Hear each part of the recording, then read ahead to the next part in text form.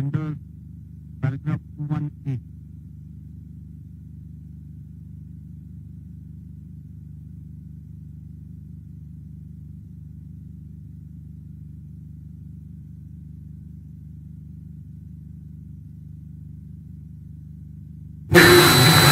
Under 21A, group number 4 consists of petition number 19, again filed by legislator belonging to the UBT faction.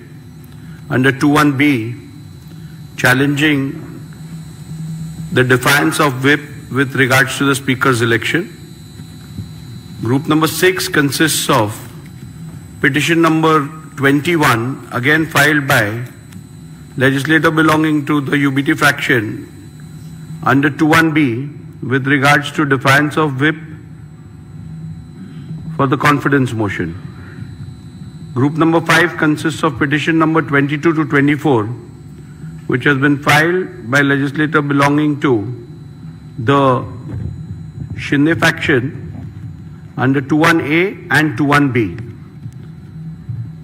Group 2 consists of petition number 17, which has been filed against certain independents and members belonging to other parties under 2 subclause 2. So we shall, before I proceed with the judgment, pronouncement of the order, I would like to express my sincere gratitude towards the Honorable Supreme Court of India, which has provided an extremely guiding force by way of its order, whereby they have given a direction to the whole adjudication of the issues being decided in the proceedings today. Therefore, I would at the outset express my gratitude towards the Apex Court. At the same time, I would like to express acknowledgement and a big thank you to the staff of the state legislature who have assisted me and the paralegal assistance which I have received from them during the course of the conduct of these proceedings pertaining to disqualification. I would also like to appreciate the cooperation which I have got from counsels appearing on both the sides, and I shall now proceed with the pronouncement of the order. As we are aware that there are certain preliminary issues which are applicable to all the 5 groups out of the 6 groups, and therefore I shall first commence with my ruling on the preliminary issues which concern all the 5 groups. Thereafter, I shall pronounce the operative part of the orders concerning each group and the relevant and important paragraphs pertaining to each group. So we shall commence with group number 1.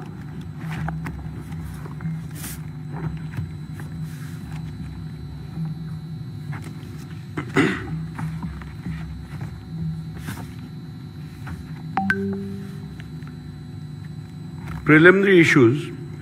The Honorable Supreme Court in Subhash Desai Supra versus the Governor of Maharashtra, hereinafter referred to as Subhash Desai, was pleased to direct that the Speaker should prima facie determine who the real political party is for the purpose of adjudicating disqualification petitions if 2 or more factions claim to be that political party, and accordingly shall recognize the whip and the leader who were duly authorized by the Shiv Sena political party, keeping with the principles discussed in the said judgment.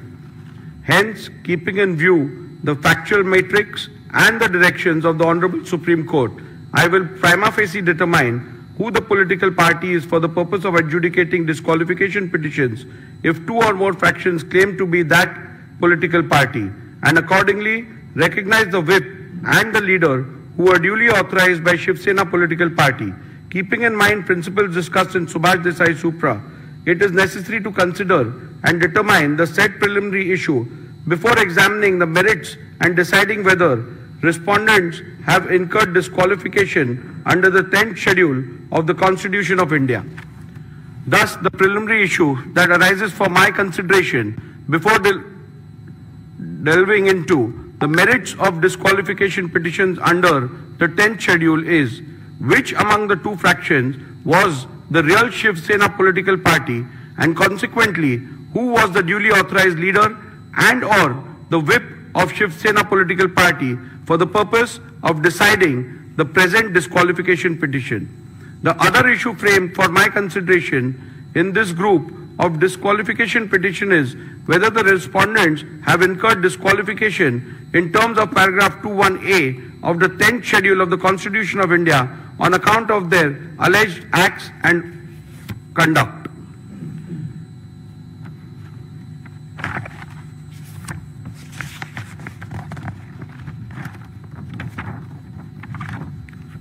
Paragraph 84 deals with the principles which have been laid down by the Honorable Supreme Court. I am not going to read out those. Those are a part of my order. I'll come to paragraph number 85 now. Thus, what emerges from the principles laid down by the Honorable Apex Court in that the question of who the real political party is has to be considered and determined after giving due weightage to 1. The Constitution of Shiv Sena, 2. The leadership structure of the party, and 3. The legislative majority if two or more factions claim to be real political party. The question of who the real political party is hereinafter referred to as the preliminary issue. Since in these proceedings both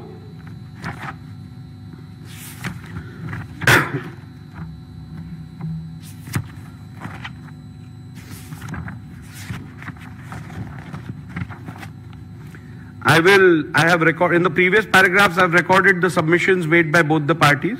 I will come down to my observations and conclusions with regards to the preliminary issues. As stated earlier, the decision of the preliminary issue has to be taken after careful analysis of the Constitution of Shiv Sena, the leadership structure of the party, and the legislative party majority. After having heard both sides on the above aspect, I now propose to proceed to record my observations and finding on the preliminary issue. As is evident from the submissions of the parties, there is no consensus on the Constitution submitted to the Election Commission of India with consent of both the factions.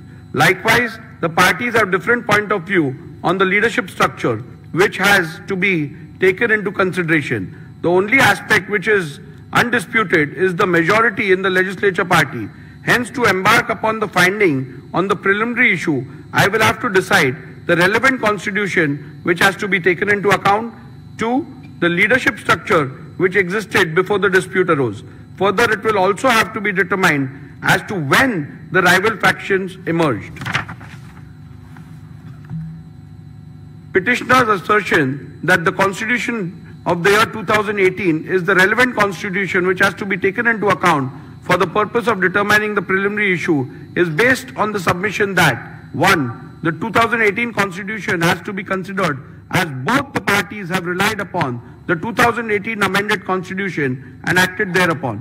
2. The Election Commission in its order dated 17/2/2023 in dispute case number 1 of 2022 has held that both the parties were aware of the 2018 amendment and thus the said Constitution of 2018 has to be taken as the Constitution which is done with the consent of both the factions, as the said Constitution of 2018 was never disputed prior to the initiation of these disqualification petitions and the same was never challenged. 3. Respondents have themselves admitted and relied on the said Constitution of 2018. And 4. The statement of Sri Yogesh Kadam that the filing of 2018 Constitution along with the respondent's reply was a mistake done by the lawyers cannot be accepted, as the said statement is an afterthought and done only with the intention to mitigate the damaging statements made by Sri Dilip Lande. To the contrary, respondents have asserted that the Constitution of the year 1999 has to be the one which has to be borne in mind, as according to the respondents, the Constitution of the year 2018 was never submitted to to the ECI.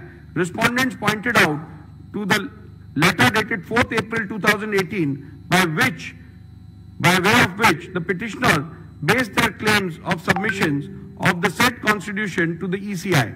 By pointing out to the same, respondents submitted that both the said letters do not mention anything about the purported amendments to the constitution or submission of the same thereof to the ECI. A similar claim was made with respect to the letter dated 27/2/2018 by Shri Uddhav Thackeray in the special leave petition number 3997 of 2022. However, in the said SLP, there was no mention about the existence of any such letter dated 4th April 2018. The word submitted appearing in paragraph 168 of Subhash Desai means submitted before the ECI, as is evident from the further part of the said paragraph, which the petitioner has conveniently ignored. The respondents have further submitted that 2018 Constitution has been wrongly annexed as a document. The stand of the respondent on the 2018 Constitution has always been that it is unconstitutional and was secretly manufactured by Shri Uddhav Thackeray in cahoots with Mr. Anil Desai. This stand has been specifically taken in the reply filed by Shri Eknath Shinde before the Honorable Supreme Court in SLP number 3997 of 2023, way back on 16/3/2023, much before filing of the replies before the Speaker in August 2023. Further, even the additional replies filed on 25/10/2023 in the present proceedings, the aforesaid petition has been reiterated by the respondents. After having considered the submissions advanced by both the parties on the question as to which is the relevant constitution for the purpose of determination of the preliminary issue, I have come to the following conclusion. A. As per the Honorable Apex Court, if both the factions have submitted different versions of the constitution of the party, then in that case, what has to be taken into account is the constitution which was submitted to the ECI with the consent of both parties before the rival factions emerged. Before recording further conclusions, I find it imperative to reiterate that, pursuant to the initiation of these disqualifications, the Maharashtra Legislature Secretariat had vide letter dated 7 June 2023 requested the Office of the Election Commission of India to provide a copy of the party constitution / memorandum / rules and regulations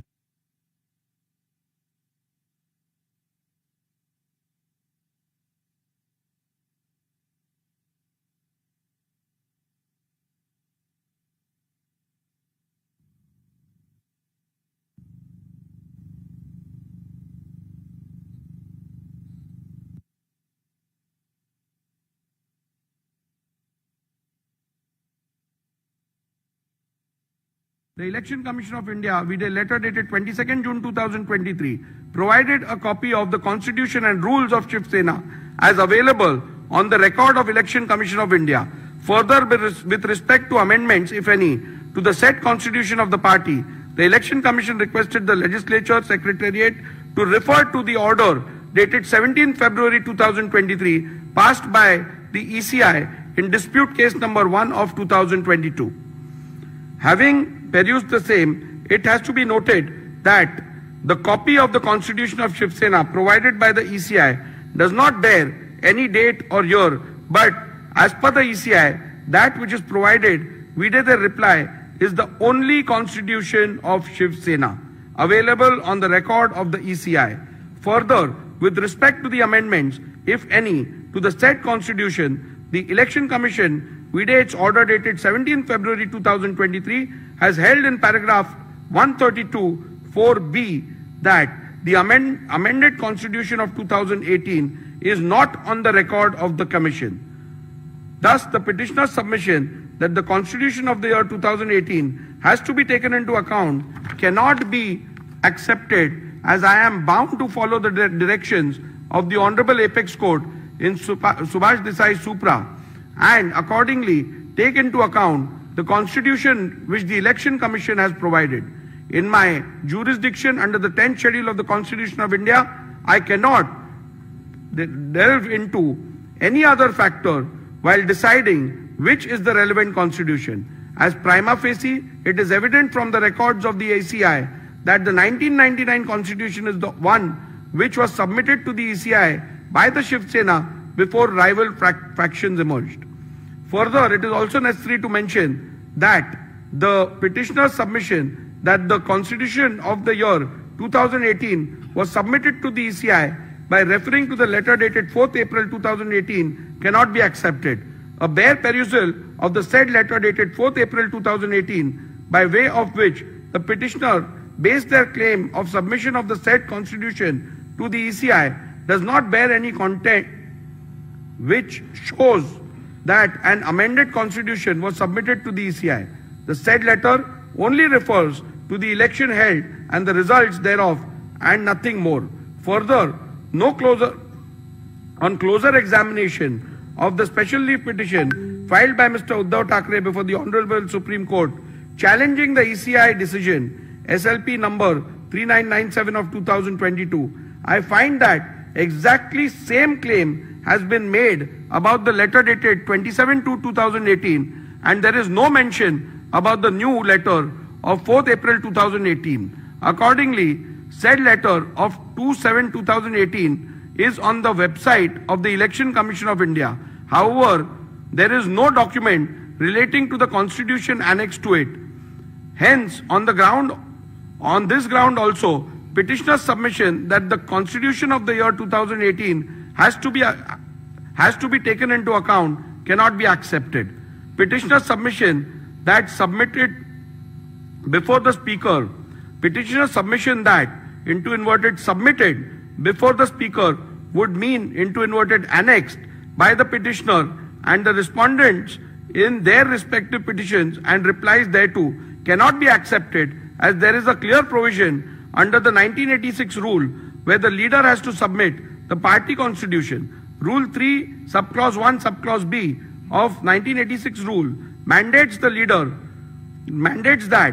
the leader into inverted shall furnish into inverted a copy of the rules and regulations, whether known as such or as constitution or any other name, of the political party concerned. Further, Rule 3 subclause 4 contemplates that whenever any change takes place in the information furnished by the leader of the legislature party under Rule 3 subclause 1, he shall as soon as may be thereafter, and in any case within 30 days from the date on which such change has taken place, or within such further period as the speaker may for sufficient cause allow, furnish in writing information to the speaker with respect to such change. Thus, the submission of constitution before the speaker has to mean submission under Rule 3 of 1986 rules. However, till date, Shiv Sena has not submitted any constitution on the record of the speakers of the speaker under the said Rule 3.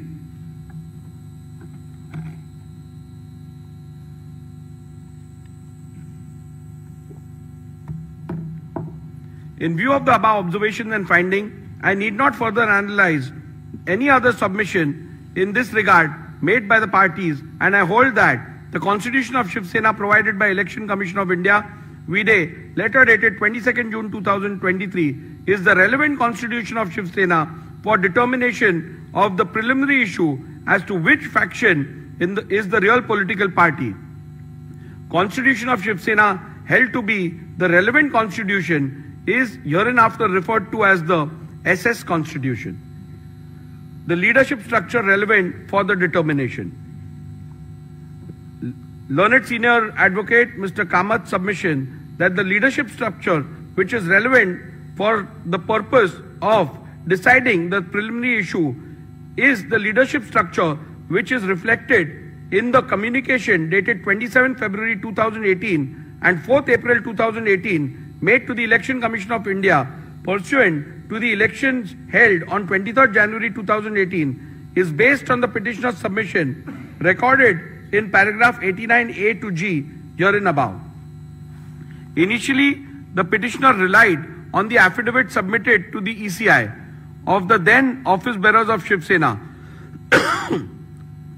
produced along with the affidavit in lieu of examination of chief to show that Shri Uddhav Thackeray had support of the majority in the organization. Respondents objected to such production on the ground that it is not permissible to produce affidavits of others along with petitioner's own affidavit in lieu of chief examination without the author of the said affidavits subjecting themselves to cross-examination. In any event, during the arguments, Mr. Kamath did not rely on these affidavits and limited his submissions to the 2018 leadership structure as available on the ECI website.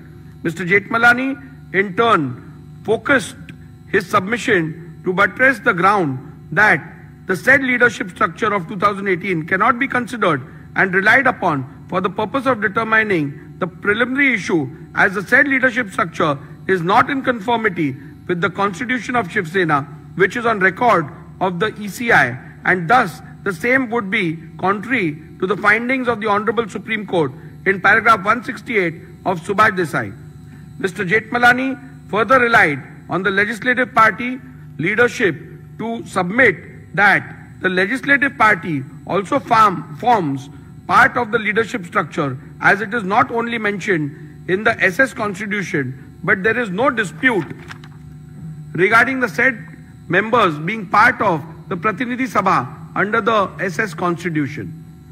After having considered the submissions advanced by both the parties on the question as to which is the relevant leadership structure for the purpose of determination of the preliminary issue, I have come to the following conclusion. The submission of Mr. Kamath, the jurisdiction under the 10th schedule, only mandates a prima facie adjudication as to what the leadership structure of the political party was at the relevant time, and it does not extend to an inquiry as to whether or not the leadership structure available on the record of the ECI was pursuant to a validly held election is a correct position, and hence I concur with the same. Petitioner's submission that in these proceedings the respondents cannot challenge the organizational election results available on the record of the ECI, as the 10th schedule does not permit the raising of any such defense, is a correct position, and hence I am in agreement with the same.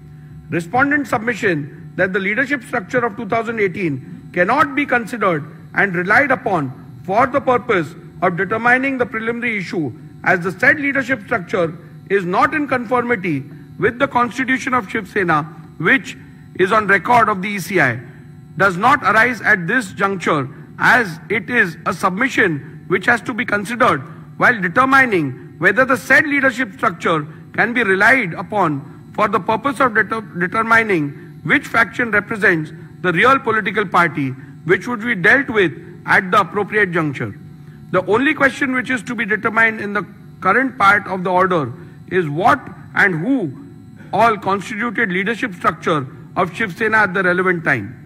Respondents have led detailed evidence, and despite being confronted during cross-examinations, they have been able to demonstrate that no organizational elections were held on 23/1/2018. On the contrary, in the affidavit in lieu of examination of Chief of Shri Sunil Prabhu, PW1, has stated that organizational elections were held on 23/1/2013 and 23/1/2018. However, Shri Sunil Prabhu has not claimed any personal knowledge of the same or and whether he was present during the said elections.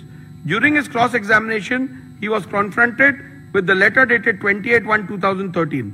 Thereafter, a specific question was posed to him by Mr. Jethmalani as to whether he voted in the said election, to which he responded in the affirmative. The contents of the said letter clearly stated that all the candidates were declared unopposed. The contradiction was also put to the witness by Mr. Jethmalani in cross-examination. However, no justification for the same was put forth by the witness. In view of the above evidence and records before me, prima facie indicate that no elections were held in the year 2013 as well as in the year 2018. However, I, as the Speaker exercising jurisdiction under the 10th schedule has a limited jurisdiction and cannot go beyond the record of the ECI as available on the website, and hence I have not considered this aspect while determining the relevant leadership structure. Thus, in view of the above conclusions, I find that the leadership structure of Shiv Sena reflected in the letter dated 27 February 2018 available on the website of the ECI is the relevant leadership structure which has to be taken into account for the purpose of determining which faction is the real political party. The question whether which faction is the real political party is discernible from this 2018 leadership structure is discussed in paragraph 112 to 131 infra of the present order. The leadership structure so determined as the relevant leadership structure for the purpose of these disqualification petitions are hereinafter referred to as the 2018 leadership structure. Since in these proceedings both the factions are claiming to be the real political party, rival factions have emerged in the Shiv Sena. In view of the fact that rival factions have emerged and both the factions are claiming to be the real political party, it is imperative to prima facie determine when did the rival factions emerge. Thus, it is necessary to determine the relevant day on which rival factions emerged before further venturing into which of the faction was the real political party when rival factions emerged. At the outset, I must set straight the point that the determination of the Speaker exercising jurisdiction under the 10th schedule while deciding who the real political party is mandates only a preliminary inquiry which has to be done prima facie by taking into account material officially before the Speaker as the Master of the Legislative Assembly. I shall consider the facts relevant for the determination on what is before me as the Speaker of the Legislative Assembly. As noted by the Honorable Supreme Court in Subhash Desai Supra, on 21st June 2022, there was no material available before the Deputy Speaker to infer the emergence of any rival faction. However, after taking on record the resolution dated 21st June 2022 passed by the SSLP, disputed by the respondents, the very next day, the then Deputy Speaker received a resolution disputed by the petitioner dated 21st June 2022, received by the then Deputy Speaker on 22nd June 2022, contrary to the resolution dated 21st June 2022. Thus, from this fact alone, it is evident that there emerged two factions of the Shiv Sena from 21st June 2022 itself, but the same came to be officially on record of the office of the Speaker and or Legislative Secretariat on 22nd June 2022. At this juncture, it is imperative to refer to paragraph 119 of Subhash Desai Supra, where the Honorable Apex Court, while discussing the legality of the recognition of leader and the whip of Shiv Sena accorded by the letter dated 3rd July 2022, held that the Speaker ought to have taken into consideration the split that took place within the Shiv Sena, which were discernible from two sets of resolutions appointing two different leaders and whips placed on the record by Shiv Sena before the Legislature Secretariat. This paragraph into bracket 119 read with Honorable Apex Court's finding recorded by the Honorable Apex Court in paragraph 157 of Subhash Desai Supra makes it clear that the law laid down by the Honorable Supreme Court is that in view of the deletion of paragraph 3 of the 10th schedule, when rival factions emerge as a result of rift/split in the party, the Speaker has to necessarily find which faction is the real political party while recognizing leader and the whip of the party. Thus, in view of the facts recorded in the preceding paragraphs and keeping in view the principles enumerated by the Honorable Supreme Court in Subhash Desai Supra as recorded in paragraph 84 herein above, I have come to the following conclusion that the emergence of the two factions of Shiv Sena can be inferred from 21st June 2022 itself, and the same came to be a matter of official record of the office of the Speaker and or the Legislature Secretariat on 22nd June 2022. Conclusion: having decided the 1. relevant constitution of Shiv Sena, 2. leadership structure, and 3. the relevant point for the purpose of determining the preliminary issue, I have made the following analysis, observations, and determinations on the preliminary issue of which faction was the real political party when two factions emerged. For the purpose of analyzing, discussing, and determining the issue, the faction of the petitioner is hereinafter referred to as UBT faction, and likewise the respondent's faction is referred to as the Shinde faction. The applicability of the test of aims and objectives. I am not going into the details of reading the applicability of the test of aims and objectives, because as you are aware that in accordance with the directions of the Apex Court and otherwise, the Speaker is not required to get into the political thicket with regards to the aims and objectives of a political party. So I am restricting it to pronouncement, and you can have a look at it once you apply for the certified copy.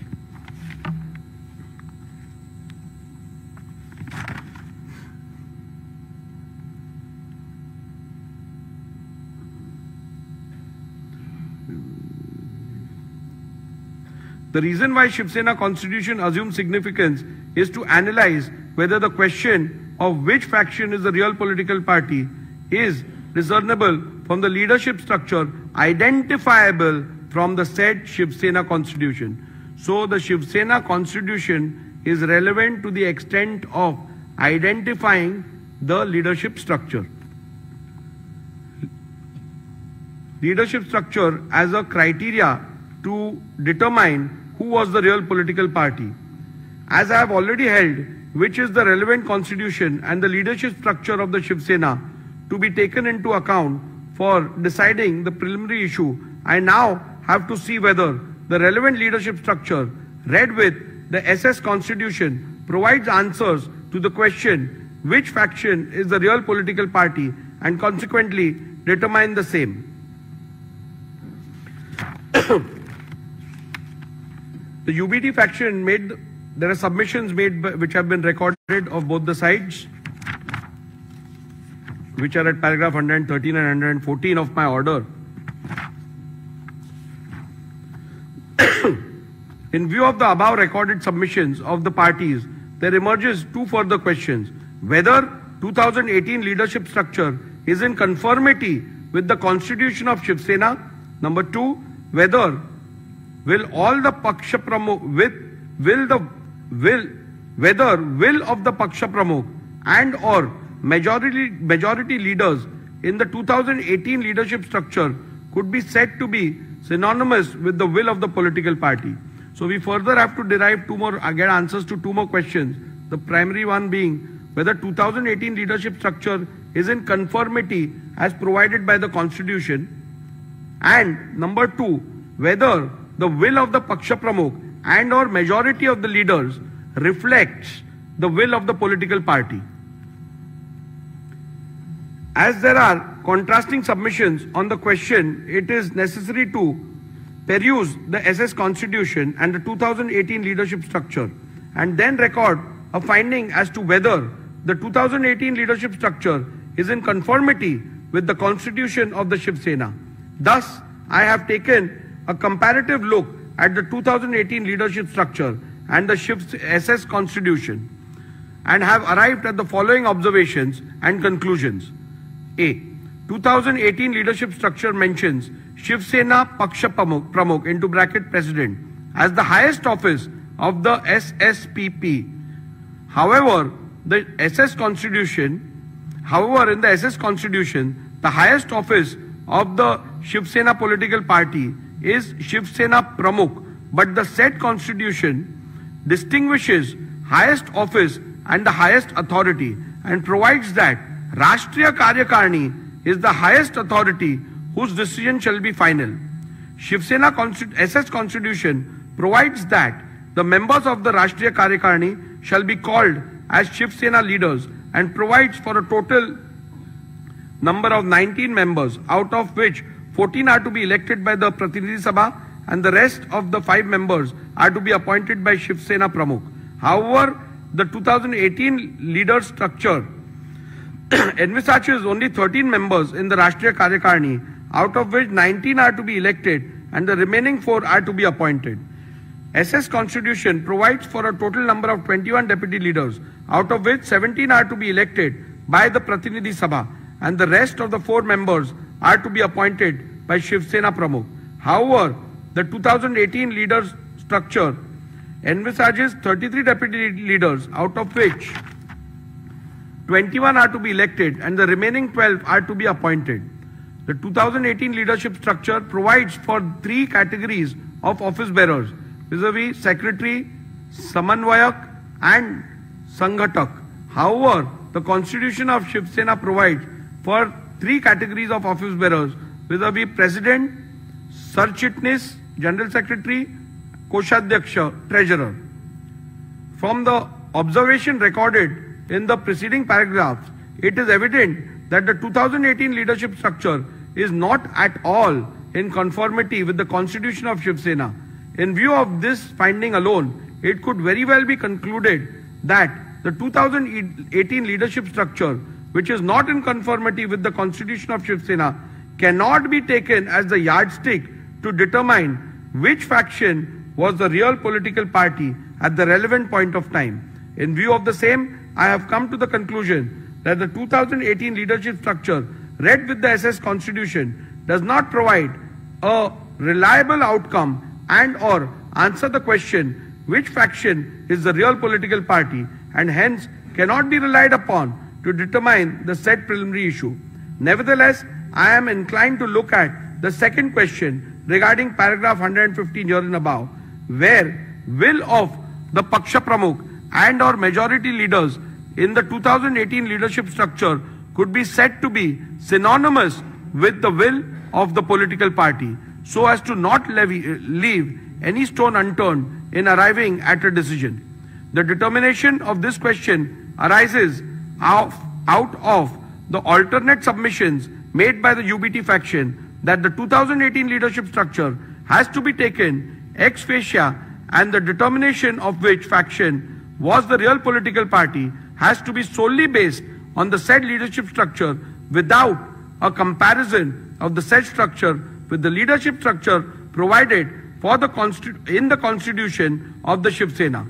The said proposition would run counter to the principles laid down by the Honorable Apex Court in Subhash Desai Supra, where it was specifically provided that the leadership structure which has to be taken into consideration while determining the real political party has to be identifiable by the relevant constitution.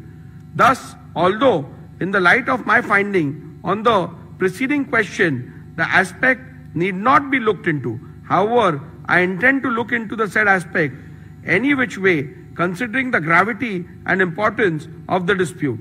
Hence, following are my observations, findings and conclusions on the said aspect.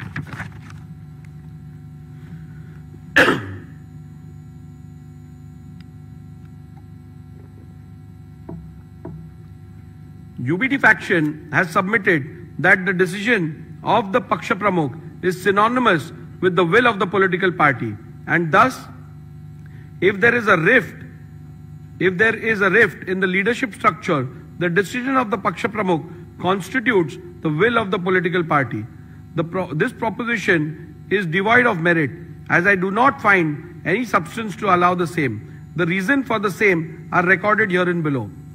The proposition perhaps would have been a valid point if the party president was the sole repository of the decision making with respect of the policy and administration of the party. For analyzing the said submissions, a perusal of the SS Constitution was made. The SS Constitution provided that Rashtriya Karyakarni shall be the highest authority of the party, and its decision in all matters concerning the party policy and party administration shall be final. It is also to be noted that the Paksha Pramukh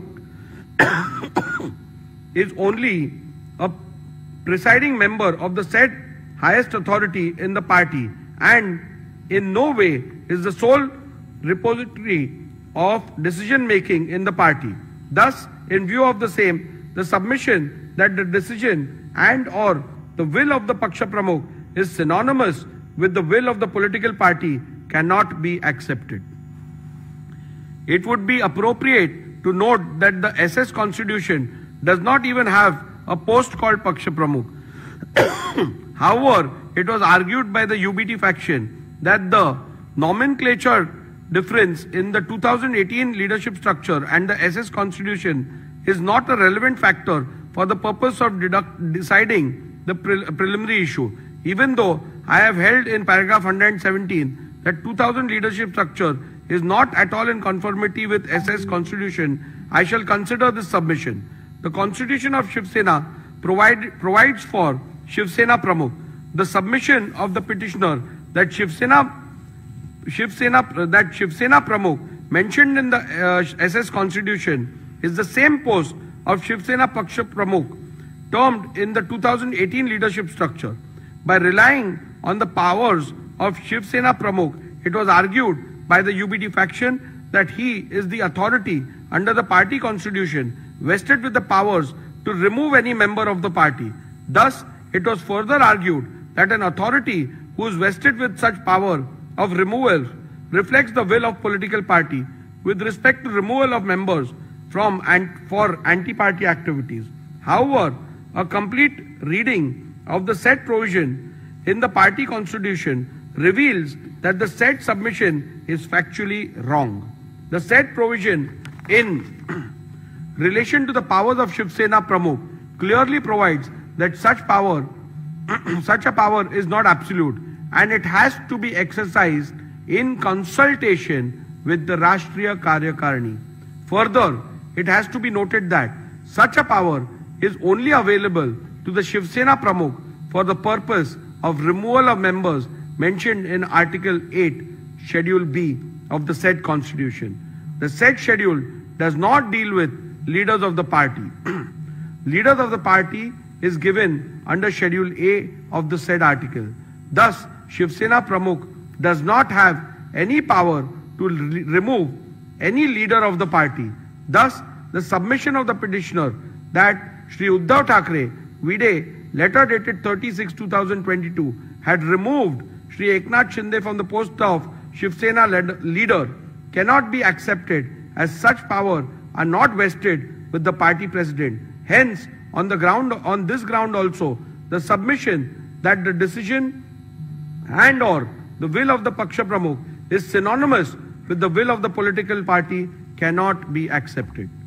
If this proposition is accepted, then in a situation where the party president, who is also a legislator, itself defects, then he could simply escape the wrath of the 10th schedule by pleading that his decision is the will of the party. Further, if this proposition is to be accepted, it would mean that no member can ever voice concern against the party president, and the party president might possibly be able to seek disqualification against any member who questions his credibility. This would run contrary to the concept of intra-party dissent. In view of the clear and unequivocal finding of the Honorable Supreme Court at paragraph 183 to 190 of Subhash Desai, I will be falling foul of the judgment of the Honorable Supreme Court in Kyoto Holohan, wherein the constitutional validity of the 10th schedule was itself upheld on the grounds that it is not an anti-dissent law if this proposition is accepted. I shall now proceed to consider whether the will of the majority leaders in the 2018 leadership structure is synonymous with the will of the political party. An alternate submission was made that even if the Paksha Pramukh is not accepted as the repository of the will of the political party, the decision of the leadership structure has to be construed as synonymous with the will of the political party. This proposition is also devoid of merit, and I do not find any substance in it for following reasons. In a circumstance where there is no dispute amongst the leaders identifiable by the constitution of a political party, the proposition would have held water. However, the factual matrix of the present matter is different. This is a matter where there is a dispute within the leadership structure itself. It is to be noted that in the present matter, rival factions have emerged in the legislature party, political party, and thus inevitably amongst leaders of the party as well. Thus, it would not be wise to apply this proposition in the present matter. The existence of split stroke rift in the leadership structure is admitted by the petitioner and or the UBT faction, as can be inferred from the petitioner's affidavit in lieu of examination in chief of PW1, petitioner himself, that the leader of the UBT faction did not have the support of all the members of the 2018 leadership structure when rival factions emerged. Thus, the submission that the decision of the leadership structure has to be construed as synonymous with the will of the political party could have perhaps be applied in a situation where there is a dispute between some members of the party and the elected leadership. In such a case, the leadership of the party could have possibly taken the stand that their decision would have to be taken as the decision and will of the political party until they are so removed from the leadership structure by a mechanism recognized by the constitution of the said political party. However, as I have noted earlier, in the present matter, rival claims have emerged wherein the leadership structure about the leadership within the leadership structure about the leadership itself. In such a situation, one leader's contention that his will is the will of the political party would be contradiction in terms. Thus, when there is a vertical rift in the party and two factions within the said leadership structure emerge as a result of the said rift, leaders of either faction, both Shri Uddhav Thackeray and Shri Eknath Shinde, could equally claim to represent the will of the political party. In that case, it would not be appropriate to take their decision as the decision that carries the will and wish of the political party when the question of which faction is the political party is being considered. There possibly lies one more aspect which could be considered. Does the stand-stroke decision of the majority members of the leaders within the leadership structure, identifiable and appointed according to the constitution of the political party, could be construed as the will and desire of the political party in the event there is a dispute within the leadership structure? For the purpose of answering this question, one must look into the constitution of the political party. In an event where the party constitution provides for a mechanism to resolve a conflict of decision within the leadership structure, then in that case it would have been a guiding factor. However, if the party constitution does not provide for such a mechanism, then in that case it would not be appropriate to say that the decision of the majority leaders would have to be accepted as the one which conveys the will of the political party. This aspect need not be further considered in view of the fact that in any case, UBT faction has not placed any material on record or even suggest that any meeting of the Rashtriya Karyakarni was called for where any decision in relation to the real political party was resolved so as to identify the leaders and or the whip who carried the will of the political party. Thus, in the absence of any such material, including any majority decision of the Rashtriya Karyakarni in relation to the real political party, identifying the leader and or the whip who carried the will of the political party would be an impossible task. Any conclusion reached would be without basis in law and evidence of fact. The submission that the UBT faction shall be taken as a real political party is entirely based on the conjuncture that if there will be a decision taken in relation to the political party by Rashtriya Karyakarni, then UBT faction would have had the majority. At this juncture, the petitioner's claim about a meeting purportedly held on 25th June 2022 has to be dealt with. It is the petitioner's case that Rashtriya Karyakarni meeting was held on 25th June 2022 and certain resolutions were passed. In support of this case, petitioner has produced certain resolutions of 25th June 2022.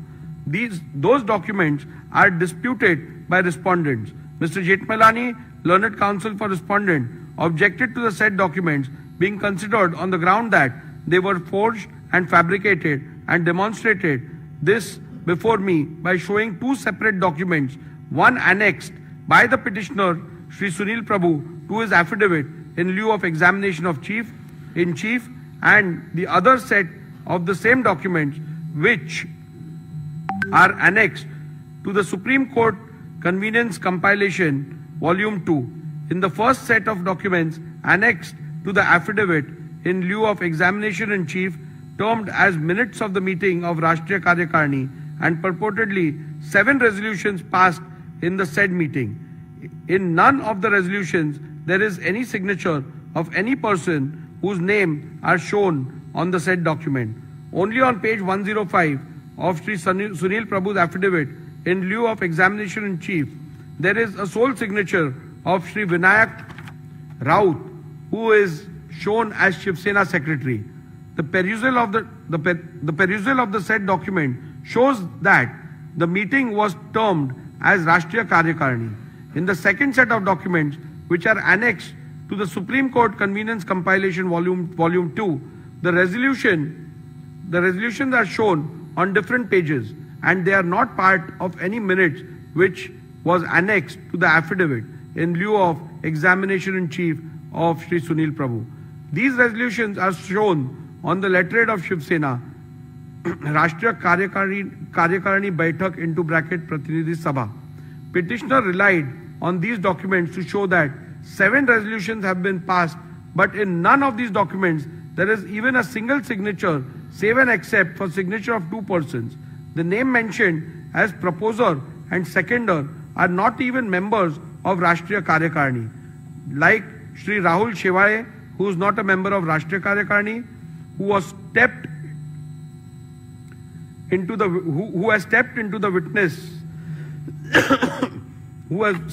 the witnesses and led evidence that there was no such meeting. The same is the case with Shri Vinayak Raut and Shri Arvind Sawant. They are also not members of the said Rashtriya Karyakarni.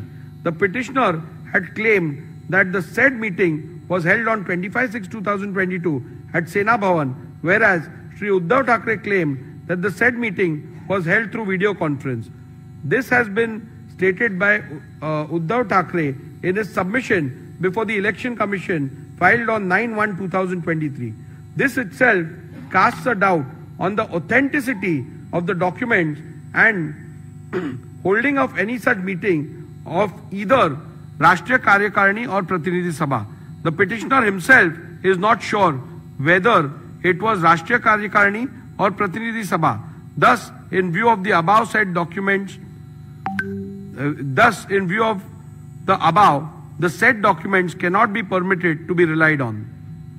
Petitioner suggests that a look into how the Shiv Sena settled conflict or decisions within the leadership structure in the past might shed some light into this. However, in the present matter, no such material are placed before me to even suggest such instances which happened in the past, where the majority decision within the leadership structure is taken as the will of the political party. It is to be also noted that the petitioner has neither placed nor provided any material to show that historically the decision of the majority within the leadership structure is taken to be the final decision of the political party whenever there was a conflict of decision within the leadership structure. Thus, for this reason also, it would not be appropriate and correct to accept the proposition that the decision of the majority leaders within the leadership structure would have to be accepted as one which conveys the will of the political party. As a passing note, I must also add that the majority rule possibly could have been applied in a normal situation where there is dissent in respect to some policy and or administrative decision of the party. However, such a simple rule stroke test shall not be applied to determine an essential question existential question in relation to the political party, such as in the present matter, where which faction is the real political party is required to be determined. Thus, in view of the decisions recorded herein above, I am not inclined to accept submissions of the UBT faction that will of the majority leaders in the 2018 leadership structure is synonymous with the will of the political party. Thus, from paragraph 112 to 128, I have dealt with whether the relevant leadership structure read with the Shiv Sena Constitution, SS Constitution, provides answer to the question which faction is the real political party. In view of the same, I record my conclusion and finding thereon as under.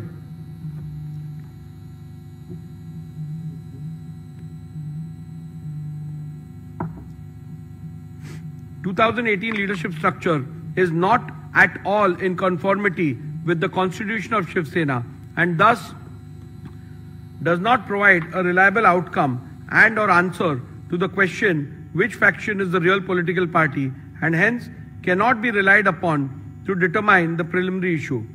Decision of the Paksha Pramukh is not synonymous with the will of the political party and thus if there is a rift in the leadership structure, the decision of the Paksha Pramukh cannot be taken as the will of the political party.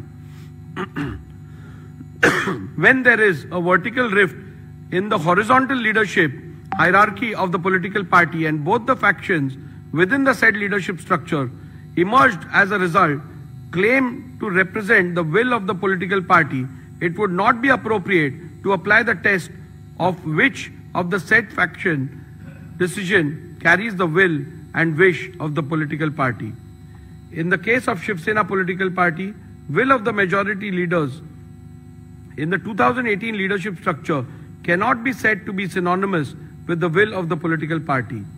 In view of the findings recorded in the preceding paragraph, I hold that the 2018 leadership structure read with the SS Constitution does not provide any reliable answer to the question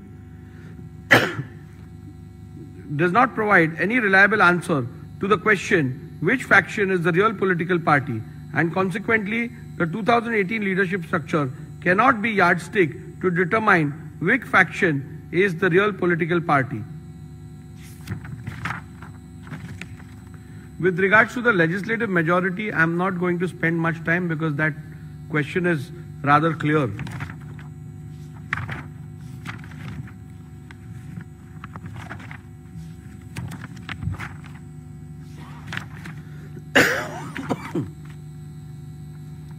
In view of the above observations and findings, I hold as follows.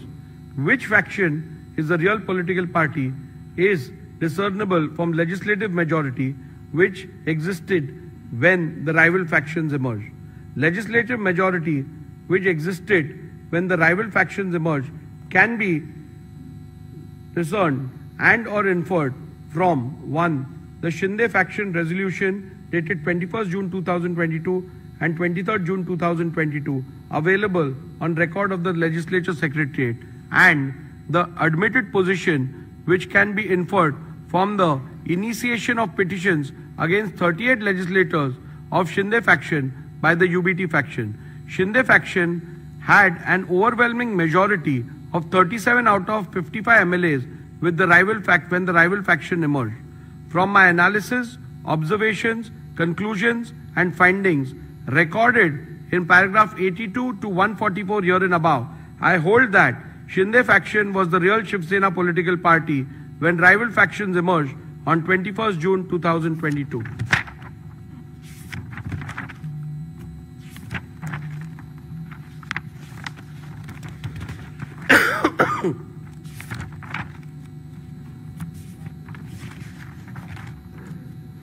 In view of my findings that the Shinde faction was the real political party when the rival faction emerged, and that Shri Sunil Prabhu ceased to be the duly authorized whip from 21st June 2022, I further conclude that Shri Bharat Gogaole was validly appointed as the whip, as that was the reflection of the will of the Shiv Sena political party as on 21st June 2023. Following are the final conclusions, which is again a summary.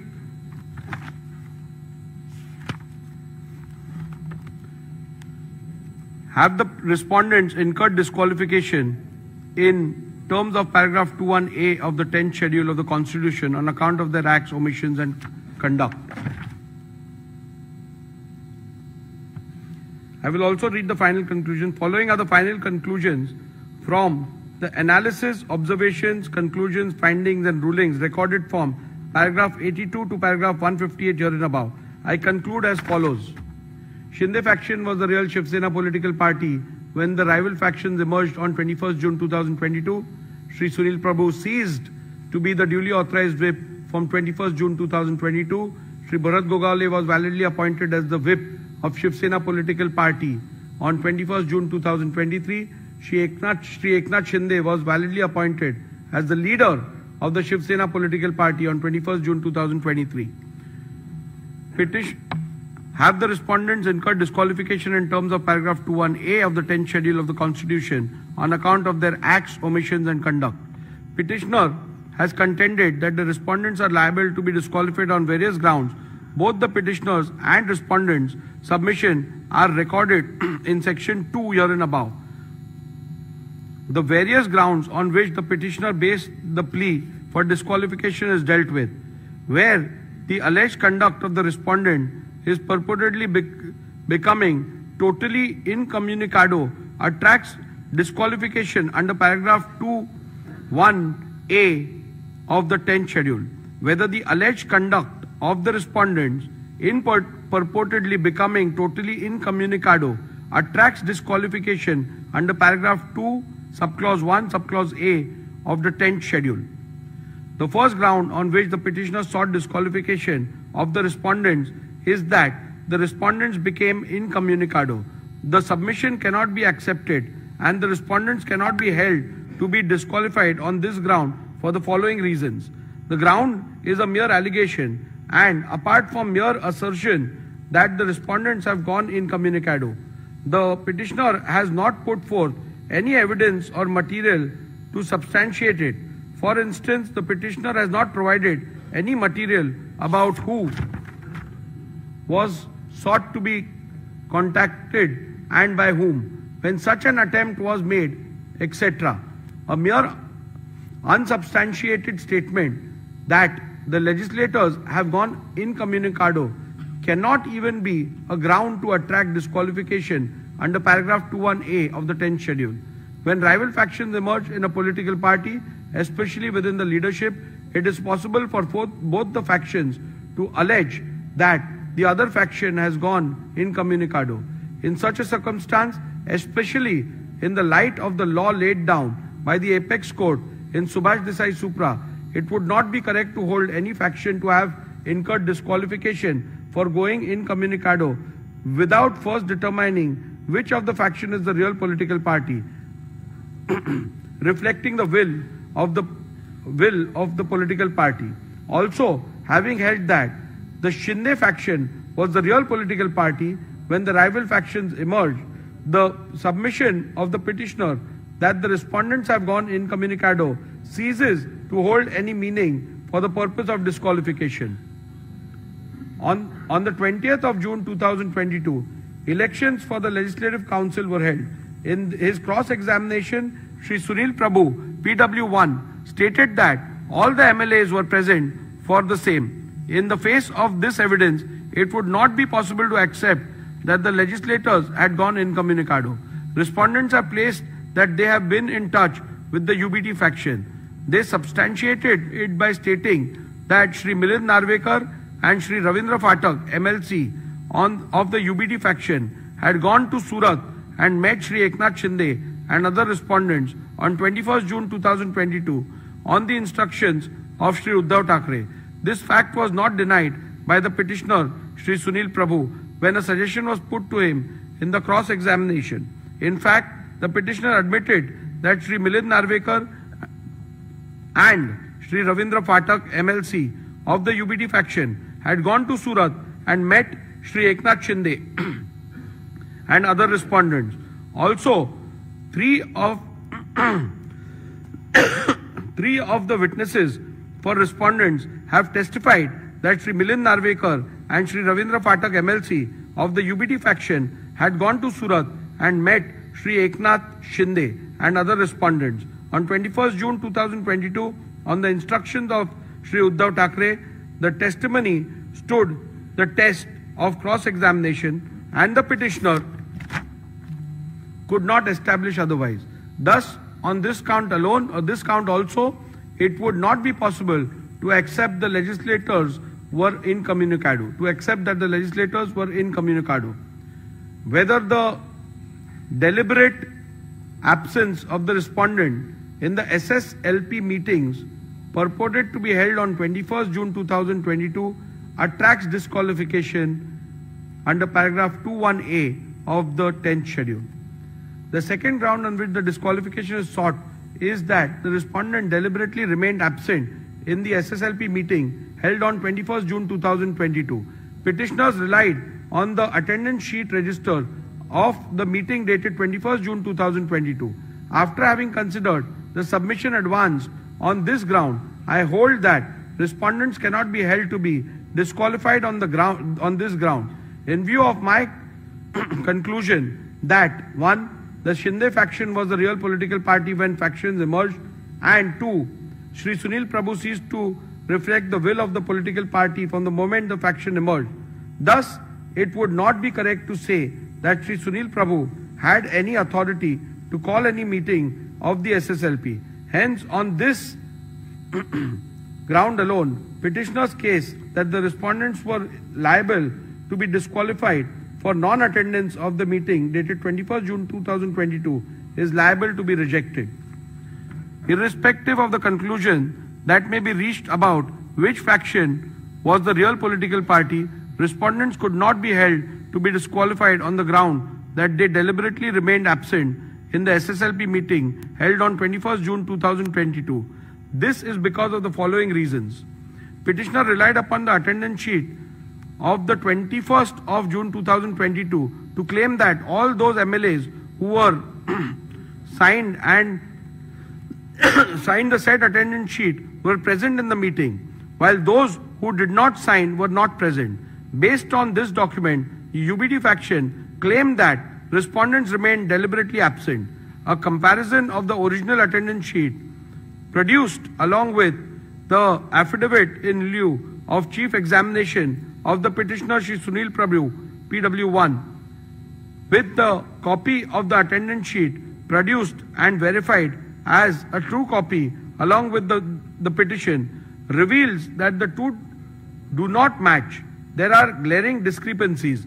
The copy claimed to be the original of the said attendance sheet has a handwritten date of 21st June 2022, whereas the copy verified as the true copy of the original produced along with the petition does not have it. Further, Shri Sunil Prabhu stated in his cross-examination that the documents relied as the attendance sheet was in fact a register of MLAs to whom the whip of 21st June 2022 was served and received. So, facts show 1. There are glaring discrepancies in the said attendance sheet. 2. The statements of Shri Sunil Prabhu shows the document relied upon as attendance sheet of MLA present on 21st June 2022 is in fact a register of service and receipt of the whip dated 21st June 2022 of the MLAs. Thus, the said document is unreliable and cannot be taken as proof of non-attendance of respondents in the meeting held on 21st June 2022. Hence, on this count as well, petitioner's case that the respondents are liable to be disqualified for non-attendance of the meeting dated 21st June 2022 has to be rejected. Further, all the respondents have denied the receipt of any whip for attending the meeting on 21st June 2022. Countering this, petitioner Shri Sunil Prabhu, in his affidavit in lieu of examination in chief, stated that the whip for 21st June 2022 meeting was sent via WhatsApp by Shri Manoj Harishchandra Chaugle to Shri Prabhakar Kaye, PA of Shri Eknath Shinde. In the cross-examination of Shri Sunil Prabhu stated that the whip was sent via WhatsApp to all the respondents, who according to him were not traceable. However, petitioner has not offered any statement or any material to even suggest that such WhatsApp messages were sent to other respondents. Thus, the petitioner has failed to establish that whip/notice was served upon the respondents in petition number 2/15, directing them to attend the meeting on 21st June 2022. As to the service of whip on Shri Eknath Shinde, the only material produced by the petitioner is an alleged screenshot of the WhatsApp message sent by one Shri Manoj Harishchandra Chaugle to one Shri Prabhakar Kaye. This does not constitute proof of any notice whip was served upon Shri Eknath Shinde, directing him to attend the meeting on 21st June 2022. Further, a perusal of the aforementioned WhatsApp message allegedly sent to the PA of Shri Eknath Shinde shows that the said message was sent at 12:31 p.m. on 21st June 2022 for a meeting which was allegedly scheduled for 12:30 p.m. Thus, it is abundantly clear that none of the respondents were ever served any notice whip for the alleged meeting dated 21st June 2022. Hence, on this ground alone, also, petitioner's case that the respondents were liable to be disqualified for non-attendance of the meeting dated 21st June 2022 must be rejected. The third ground on which the disqualification of respondent is sought is that the respondents deliberately remained absent in the SSLP meeting held on 22nd June 2022. Petitioner relied on the attendance sheet register of the meeting dated 22nd June 2022. After having considered the rival submissions, I hold that respondents cannot be held to be disqualified on this ground in view of my conclusion that 1. The Shinde faction was the real political party when rival factions emerged. 2. Shri Sunil Prabhu ceased to reflect the will of the political party from the moment rival factions emerged. Thus, it would not be correct to say that Shri Sunil Prabhu had any authority to call any meeting of the SSLP. Hence, on this ground alone, petitioner's case that the respondents were liable to be disqualified for non-attendance of the meeting dated 22nd June 2022 must be rejected. Again, even if I was to take different view about which faction was the real political party, still the respondents could not have been held disqualified on the grounds that respondent deliberately remained absent in the SSLP meeting held on 22nd June 2022 for the following reasons. I am unable to accept the petitioner's submission that non-attendance of the SSLP meeting would make the respondents liable to be disqualified under paragraph 2, 1A of the 10th schedule. I am of the view that non-attendance of party meetings, including legislature party meetings, would not attract disqualification under paragraph 2, 1A of the 10th schedule of the Constitution. Such an action cannot indicate that the members have voluntarily given up his membership of the political party. Not attending party meeting and voicing a difference of opinion outside the House are matters between the members and his party and have nothing to do with clause 2(1)(a) of the 10th schedule. Non-attendance of the meeting can at the most be termed as an act of dissent within the party. If viewed as a form of expression, it would be protected by freedom of speech and expression, which includes dissent and is not only an integral part of fundamental rights under Article 14, 19 and 21 of the Constitution, but is an aspect of the basic structure of the Constitution also. Therefore, even if the alleged non-attendance is seen as an expression of dissatisfaction, it cannot be treated as conduct attracting disqualification within the purview of paragraph 21A of the 10th schedule. Further, I find the petitioner's reliance on Shriman Bayasaheb Patil versus Karnataka Legislative Assembly 2020 2 SCC 595 is misplaced, as in that matter the disqualification was not only on the grounds of non-attendance of a party meeting but was found to attract disqualification when considered with the surrounding circumstances, such as non-attendance of the assembly session along with non-attendance of meetings. Petitioner relied upon the attendance sheet of the 22nd June 2022 to claim that all those MLAs who had signed the said attendance sheet were present in the meeting, while those who did not sign were not present. Based on this document, UBD faction claimed that respondents remained deliberately absent. A comparison of the original attendance sheet produced along with the affidavit in lieu of chief examination of the petitioner Shri Sunil Prabhu PW1 with the copy of the attendance sheet produced and verified as a true copy along with the petition reveals that the two do not match. There are glaring discrepancies. The copy claimed to be the original of the said attendance sheet has a handwritten portion on top in which it is not which is not present in the copy annexed to the petition, verified as the true copy of the original. The original of the said attendance sheet has 17 signatures, and in the copy annexed in the petition, verified as true copy of the original, has only 15 signatures. Thus, glaring discrepancies in the said attendance sheet makes the said document unreliable and hence cannot be taken as proof of deliberate non-attendance of respondents in the meeting held on 22nd June 2022. Hence, on this count as well, petitioner's case that the respondents are liable to be disqualified for non-attendance of the meeting dated 22nd June 2022 is liable to be rejected.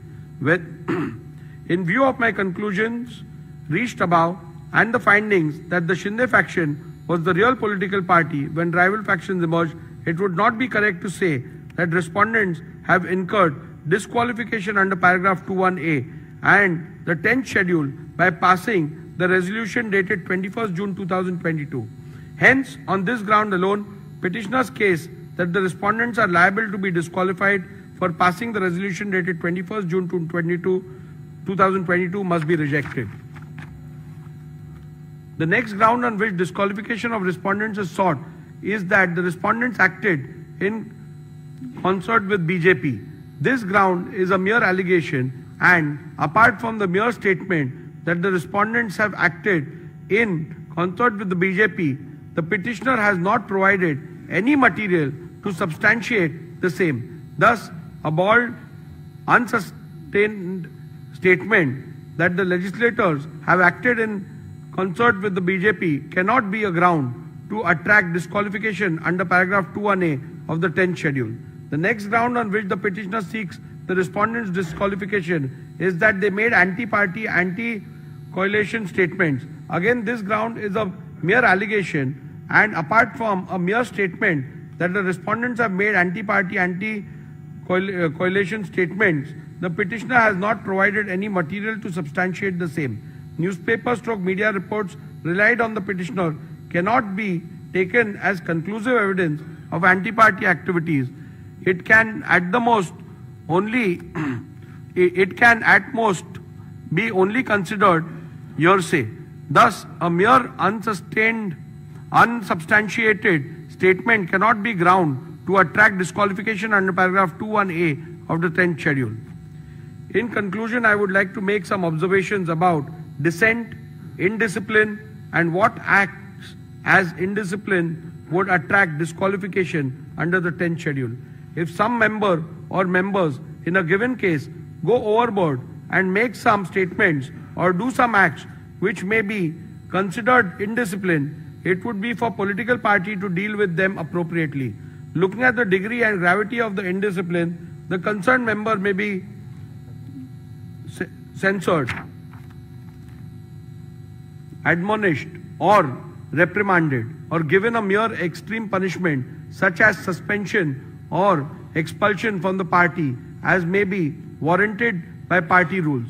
The 10th schedule is not intended as a device to be used for imposing intra-party discipline, much less for administering the party.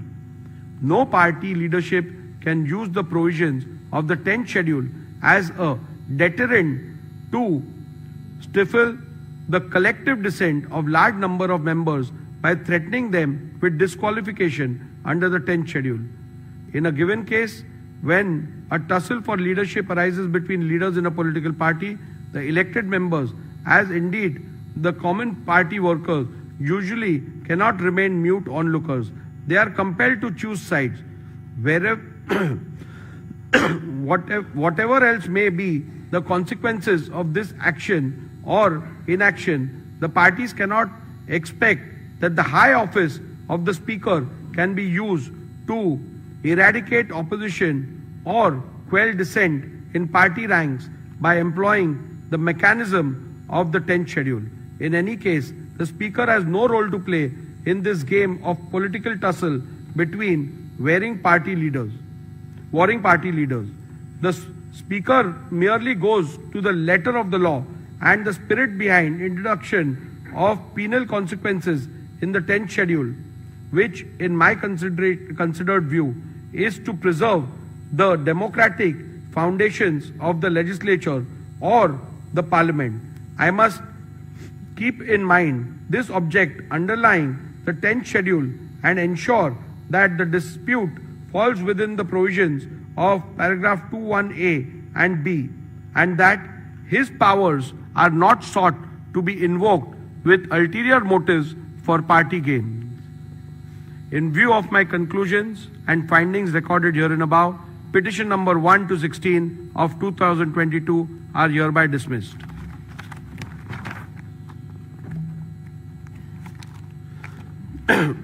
Group 3 deals with petition number 18, which is also under paragraph 21A. So I am only reading the operative part because the preliminary issues, the ruling will be the same on that. So I'll go to the operative part of it. You can deal with the judgment order with regards to the other aspects. Yeah.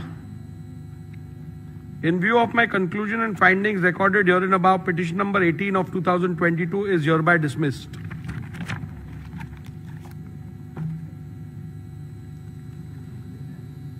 Now, Group 4, petition number 19, which is filed by legislator belonging to the UBT faction under 21B, challenging the defiance of whip in the Speaker's election.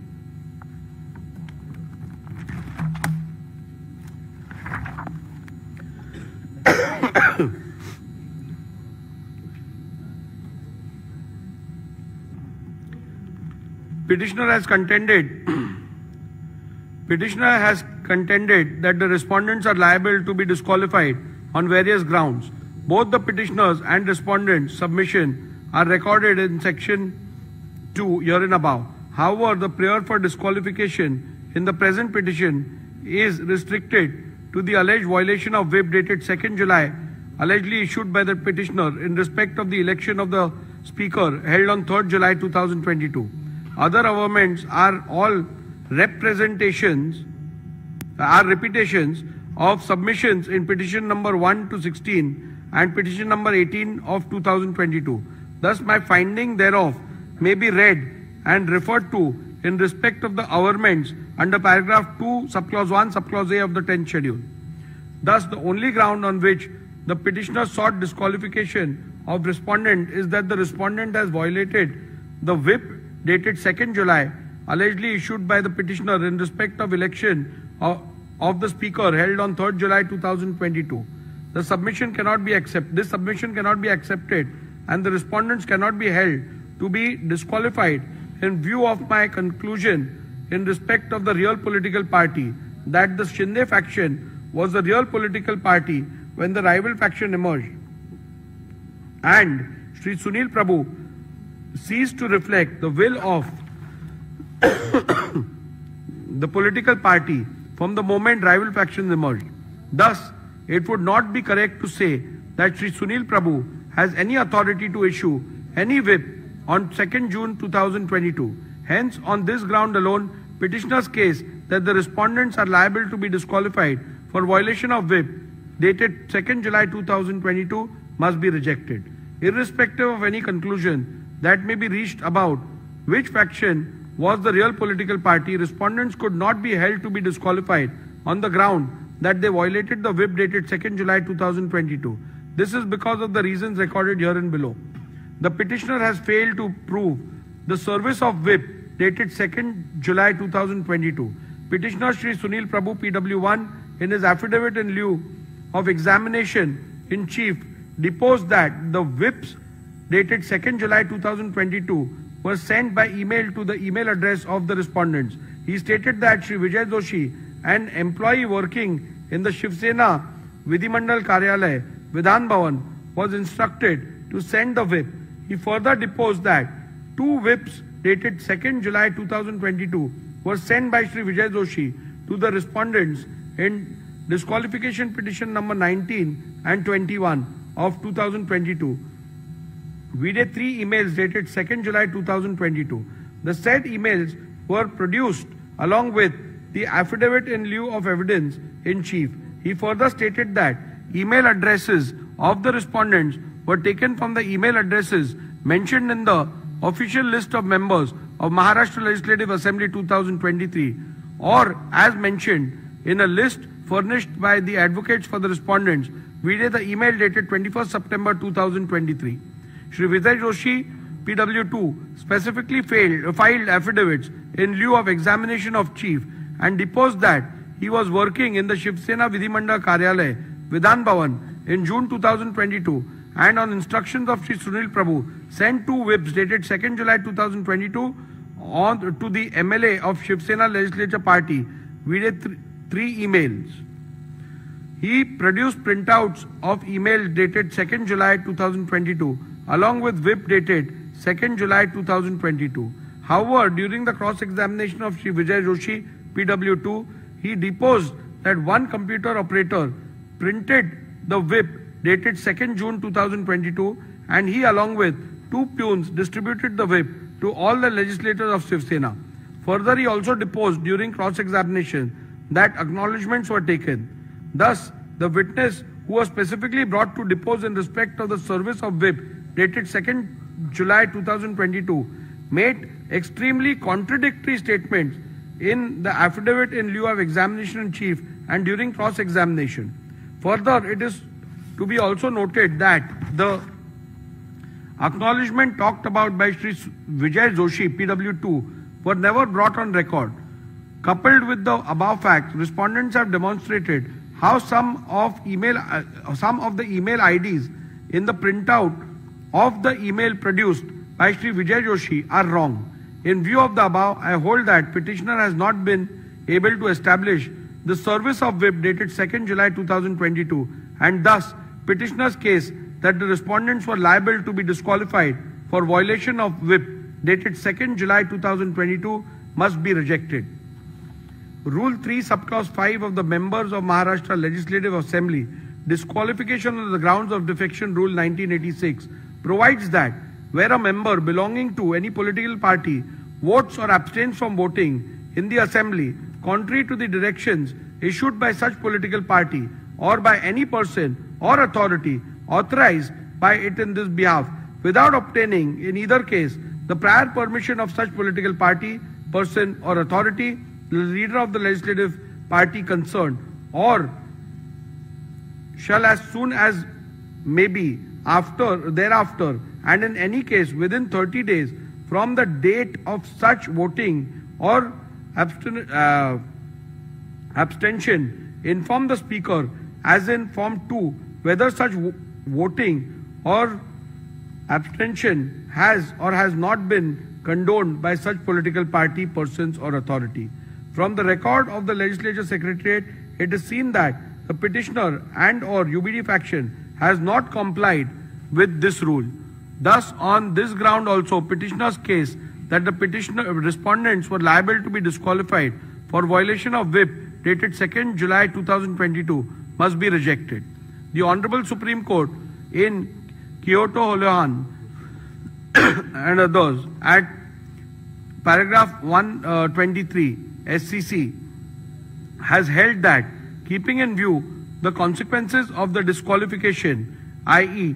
termination of the membership of a house, it would be appropriate that the directions or whip which results in disqualification under paragraph 21B is so worded as to clearly indicate that voting or abstaining from voting contrary to the said direction would result in incurring the disqualification under paragraph 21B of the 10th schedule, so that the member concerned has foreknowledge of the consequences following from the conduct in voting or abstaining from voting contrary to such a direction.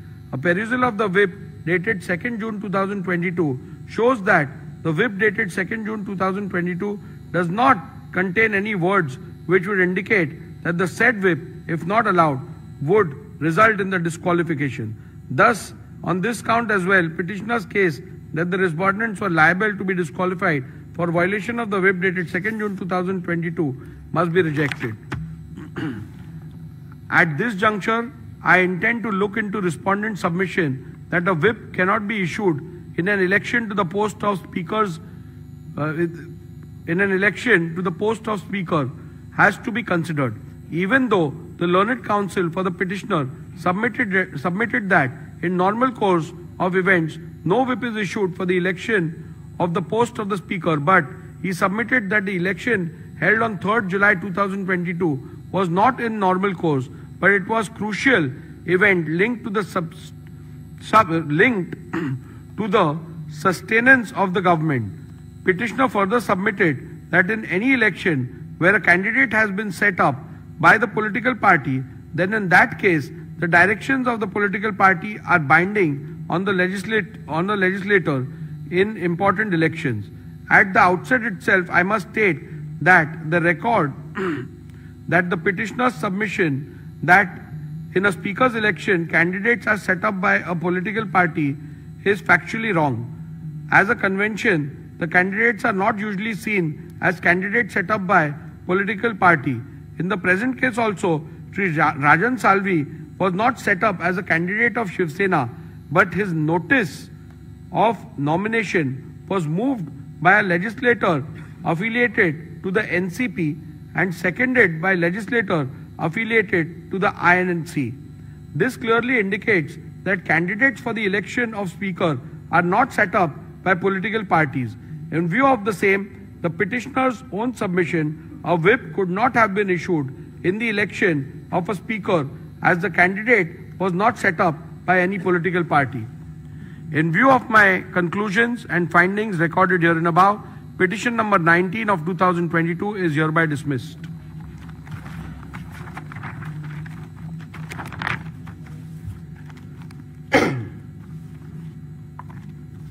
Petition number Group 6, which consists of petition number 21, again filed by a legislator belonging to the UBT faction under 2(1)(b) for defiance of whip issued during the confidence motion. I will only read the operative part and you can refer to the judgment for the details. The preliminary issue has already been decided in the previous orders, so that will apply to this as well. In view of my conclusions and findings recorded herein above, petition number 21 of 2022 is hereby dismissed.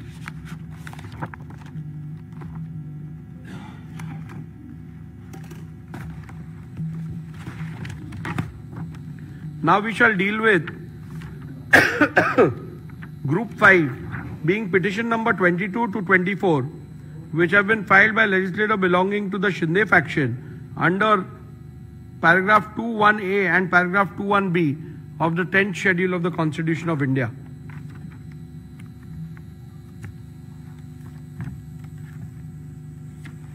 Again, here I am not dealing with the preliminary issue which has already been ruled in the previous order. So I will directly go. Disqualification petition number 20 and 22 to 34 of 2022 has been filed by the petitioner Shri Bharat Gogaole against Shri Nitin Chandrakant Deshmukh and 13 other members of the 14th Maharashtra Legislative Assembly under paragraph 21A and paragraph 21B of the 10th schedule of the Constitution, inter alia on the following grounds: that A. Respondents have by their conduct voluntarily given up their membership of the SSLP, and 2. Respondents have voted against the whip issued on 3rd July 2022, wherein all members of the SSLP were issued directions to vote in favor of the confidence motion held on 4th July 2022.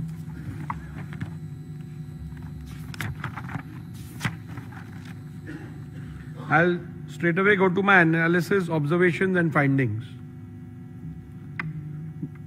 The issue as to which faction was the real political party when the rival factions emerged and who was the duly authorized whip and the leader has been extensively discussed and decided in disqualification petition 1 to 16, group number 1. Since the genesis of both this group and the said group is the same, the preliminary issue is common. Thus, the said decision on preliminary issue decided in disqualification petition number 1 to 16 of 2022 be read as the decision hereunder. Petitioner has contended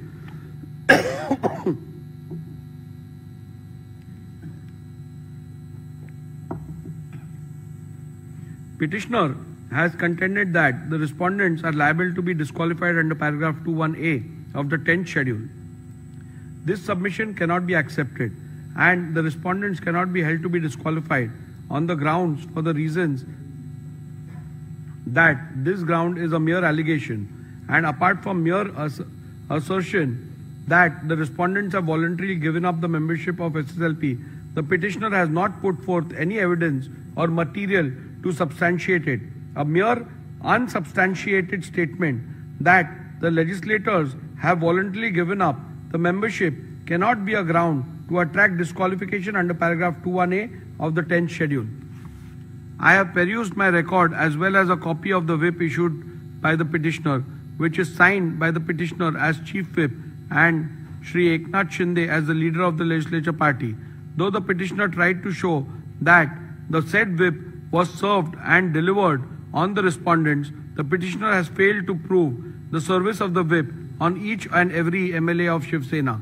I have also examined in detail the cross-examination of the petitioner, Shri Bharat Gogaole, and have found major inconsistency in the answers regarding physical service of the whip, and therefore this evidence cannot be accepted.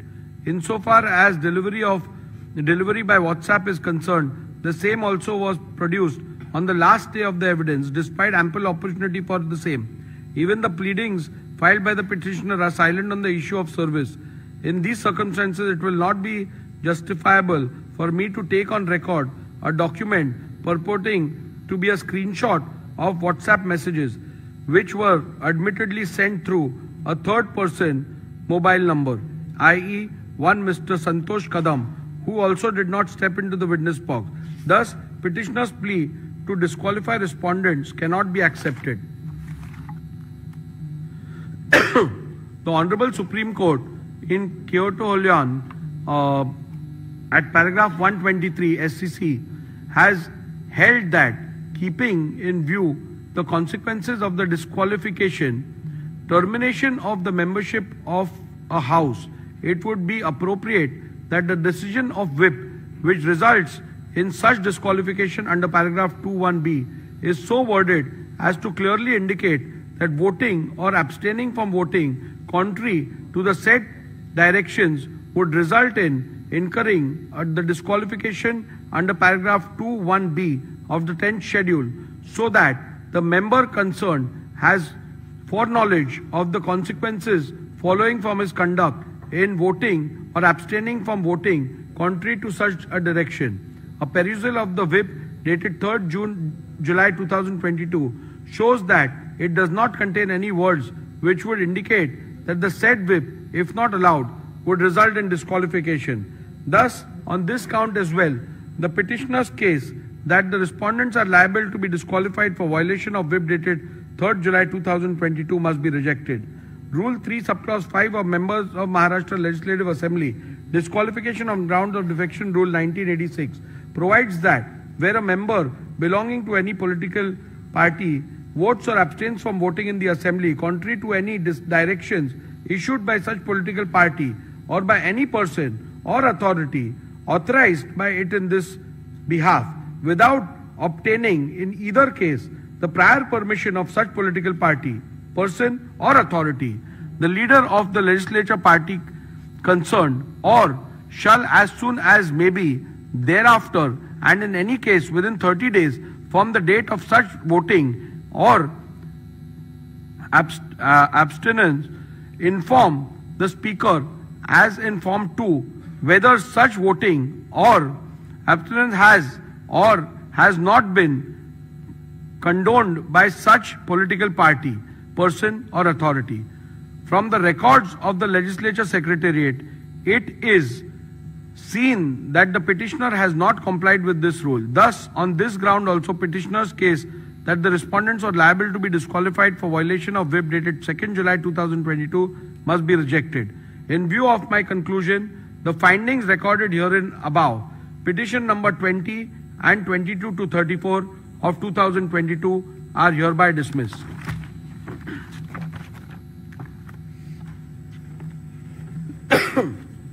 Group 2, petition number 17 against 2 independent MLAs and 1 Mr. Bachchu Kadu of PJP party. The same are dismissed.